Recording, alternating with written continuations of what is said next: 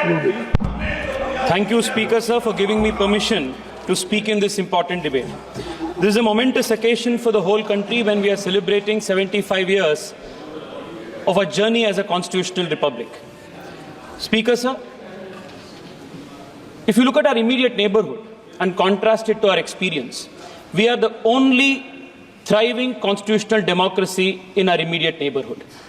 This is the strength of this country and the testament to not only the strength of our constitution, the sublime constitution that our constituent makers gave us, but it is also a testament to the strength of this civilization, this culture that has always placed the values of democracy, the values of freedom of expression, and dharma as the foundation stone of this civilization. Baba Saheb Ambedkar, who played the pivotal role in drafting of this constitution, also acknowledged and appreciated the value of this civilizational culture in democracy and strengthening the democracy in this country. I would only want to take 2 lines from his very interesting quote. Baba Saheb Ambedkar expounds on how the Upanishadic principles of Aham Brahmasmi and Tattvamasi form the foundation, the theoretical foundation, the philosophical foundation of democracy. He says, if all persons are parts of Brahma, then all are equal and all must enjoy the same liberty, which is what democracy means.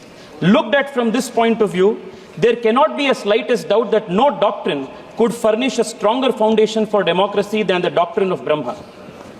He also further goes and says, when Western students of democracy have spread the belief that democracy has stemmed either from Christianity or from Plato, and that there is no other source of inspiration for democracy, if they had known that India too had developed the doctrine of Brahmanism, which furnishes a better foundation for democracy, they would not have been so dogmatic.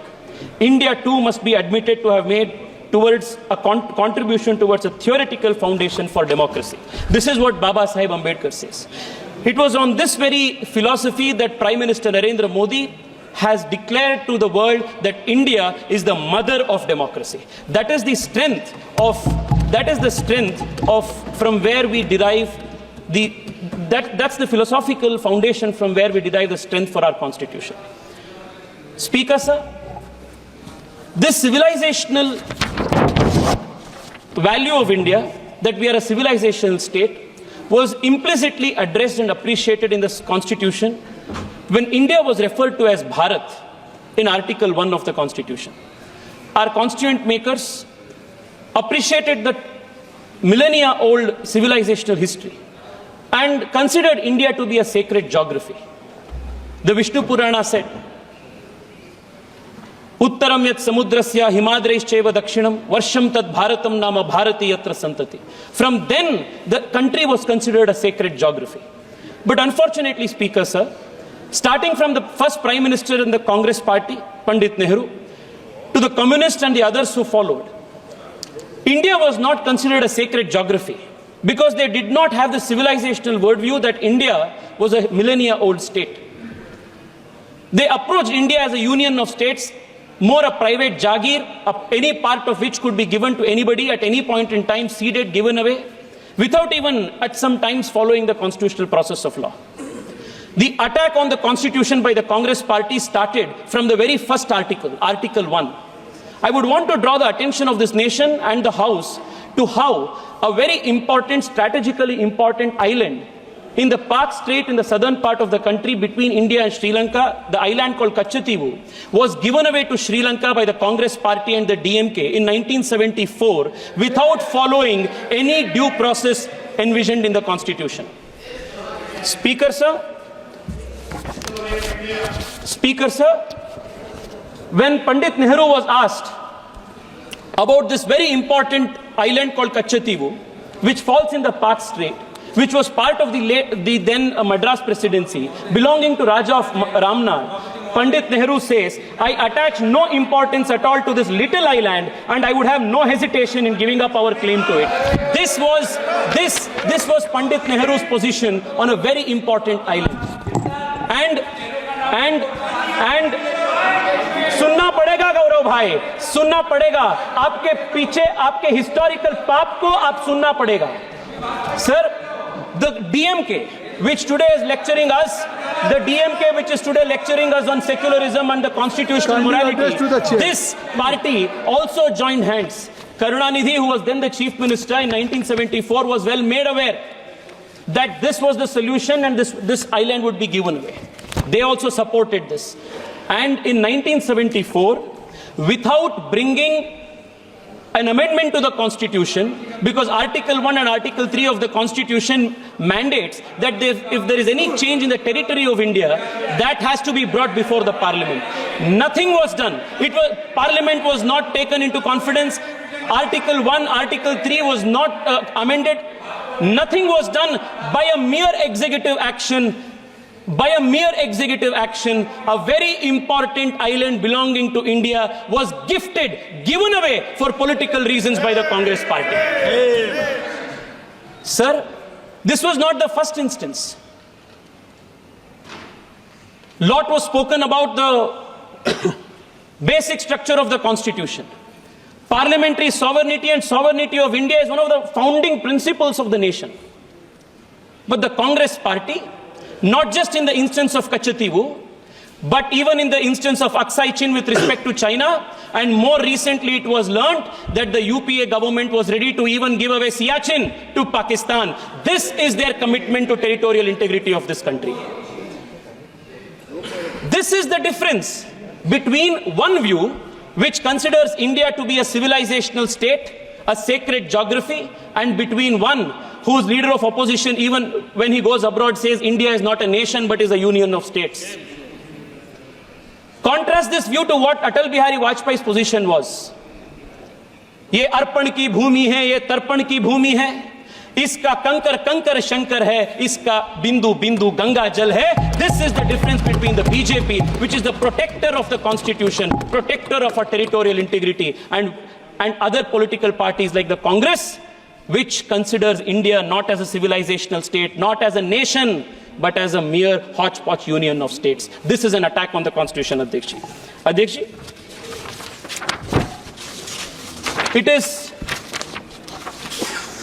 it is this difference in the philosophy of approaching the nation and the constitution that resulted in the Congress party and its successive dynastic prime ministers attacking not just the constitution but the very soul of this country. The forcible insertion of socialist and secular in the Indian constitution during the 42nd amendment was not the first attempt at introducing these two ideas in the constitution and making the constitution rigid. Even during the Constituent Assembly debates, a proposal was made to add socialist and secular into the country's preamble and the constitution. And this was categorically rejected by Baba Saheb Ambedkar. And the reason why Baba Saheb Ambedkar rejected this is very telling. Baba Saheb Ambedkar, while rejecting the proposal to add socialist and secular, makes this very important observation. He says the constitution is merely a mechanism for the purpose of regulating the work of the various organs of the state. It is not a mechanism whereby particular members or particular parties are installed in office. What should be the policy of the state, how the society should be organized in its social and economic side are matters which must be decided by the people themselves according to time and circumstances. Sir, yesterday many members from the opposition said that the Congress party introduced 42nd Amendment, socialism, secularism in the constitution with a laudable objective. Let me tell this nation and let me tell this august house that there was no laudable objective behind that insertion. The only objective was to create a monopoly in politics, monopoly for the dynasty in politics and monopoly in the economy so that there will be no challenge to the Congress party's first family. This is exactly what Baba Saheb Ambedkar wanted to oppose. The idea was that by bringing socialism, by saying that there is going to be only one type of form of government, only one type of party, all type of competition was killed in the politics. Dynasty rule was perpetuated. And the idea was that politics will be controlled by the dynasty's monopoly and the economy in turn would be controlled by the state's monopoly. This vicious cycle, Speaker sir, kept the country poor, kept the country hungry and kept the country backward. The cost for this thrusting of socialism only to keep the country poor and to perpetuate the dynasty's stranglehold on the country's politics, cost the nation dear. In a paper titled The Price of Socialism, noted economist Swaminathan Iyer says that millions of children, let me read it out, Speaker, sir, that 14.5 million children would have survived, 261 million more Indians would have become literate, and 109 million more people would have risen from poverty line had we not approached our economy with this dogmatic approach. This, Speaker, sir, has been the contribution of the Congress party. Yesterday, there was a question of Arthik Nyay. I want to tell you what Arthik Nyay the country saw under, economic justice the Congress saw under, the country saw under the Congress party. Until Prime Minister Narendra Modi came, a large swaths of this country, a large population of this country did not have access to toilets. This was the kind of economic justice they had given. Close to 80% of the country's villages did not have access to electricity, and they speak of economic justice. Close to 50 crore people in this country did not have access to bank accounts, and they speak of economic justice. मैं आपको बताना चाहता हूं, नरेंद्र मोदी जी आने के बाद पहली बार देश के गरीब को आर्थिक न्याय मिला है और संवैधानिक रूप से वो मिला। अध्यक्ष जी, because Baba Saheb Ambedkar was such a staunch opponent of this Congress style of politics, Pandit Nehru declared Baba Saheb Ambedkar to be his enemy number one politically. And today, Speaker, sir, I heard my opponents from the Communist Party,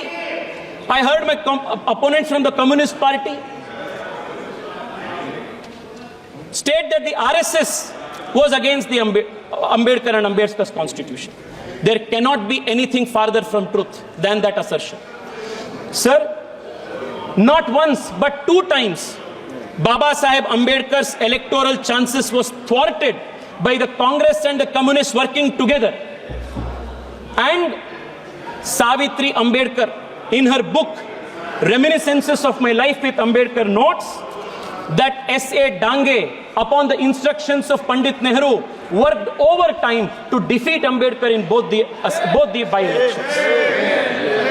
Make it brief. Speaker, sir, I want to remind the nation that when Congress and the Communists were trying to defeat Ambedkar, when the Communist leader S.A. Dange gave the slogan, "Let your vote go waste, but do not make Ambedkar win," it was an RSS Pracharak Dattopan Thengdi who was working to make Ambedkar win in the election as his election agent. These historical truths have to be brought in. Speaker, sir, for a very long time, a big hypocritical drama has been conducted in this country where those who are the attackers of the Constitution have posed themselves as the champion of the Constitution. And this hypocrisy must be exposed, Speaker, sir. For a very long time, this hypocrisy has continued. But those who have perpetrated innumerous attacks on the Constitution, destroy the very soul of the Constitution, these people today are posing as the champions, as the protectors of the Constitution. Speaker, sir, the very first attack. Speaker, sir, in a few minutes I will conclude, but this hypocrisy must be exposed. Speaker, sir, the DMK gave us big lectures here on secularism. Their leaders speak of eradicating Sanatana Dharma, and we should listen to these speeches of secularism from them. The DMK leaders, the leaders from the DMK, Speaker, sir, are speaking about constitutional morality. On 26 November 1957, their fountainhead of inspiration, Periyar, burnt the Constitution, and 200 of those followers were arrested. And from these people, we have to learn lessons of constitutional history and morality. Speaker, sir, the very first attack on the Constitution was made by Pandit Nehru when he curtailed the freedom of expression of people. Very first attack. And who was protecting the Constitution? Then it was Shama Prasad Mukherjee. Speaker, sir, imposing emergency, suspending fundamental rights, arresting 1 lakh opposition leaders, forcible sterilization of 1 million people, imposing emergency. Speaker, sir, this is the legacy. This is what is attacking the Constitution. Despite being banned, the RSS and the Jansangh fought to restore democracy in this country. This is protecting the constitution. Speaker, sir, Article 356 is misused more than 90 times. Democratically elected governments were removed at the whim of the leaders. This is attacking the constitution. Sabka Saath Sabka Vikas, ek Team India approach, GST Council. This is Narendra Modi's style of protecting the constitution.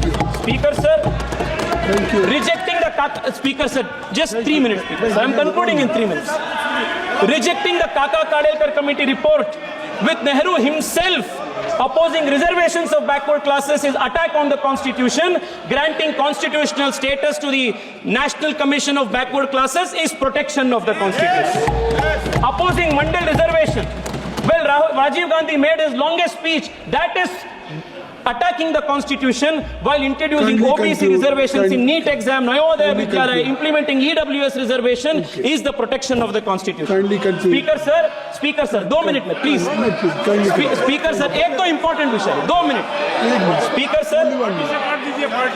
Speaker sir, perpetuating dynasty politics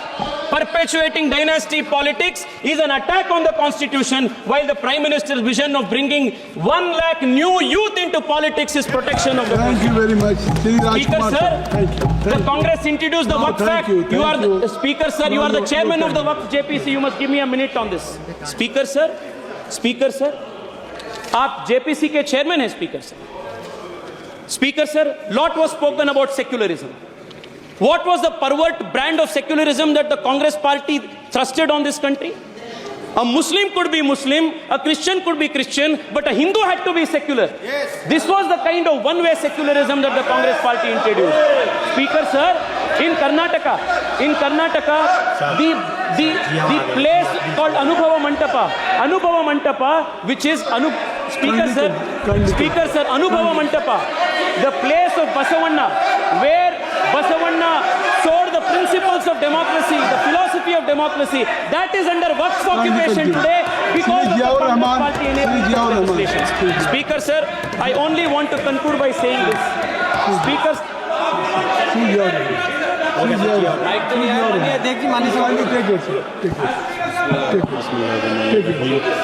माननीय सभापति जी, संविधान पर चर्चा पर बोलने के लिए मौका देने के लिए आपका बहुत बहुत शुक्रिया। आज मैं यहाँ मजलूमों की आवाज़ बन करके खड़ा हूँ।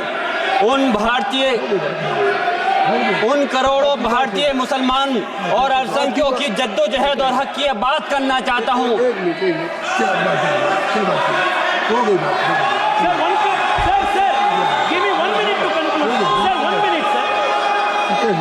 नहीं, अब ये आवाज आप 1 मिनट लीजिए, कंक्लूड करने के। माननीय सभापति जी, मैं आपका बहुत बहुत शुक्रिया अदा करता हूं मुझे बोलने का मौका दिया। Democracy when you imposed emergency. We fought to send Ambedkar to parliament when you conspired to defeat him. We have fought to protect secularism and pluralism when you surrendered to vote buying politics. We fought to make India prosperous while you kept India poor. We fought for Ek Bharat Shresth Bharat while you supported Tukde of Bharat. We are the party that is standing against your Soros army that is trying to destabilize India. We are committed to protecting the constitution. बहुत बहुत शुक्रिया।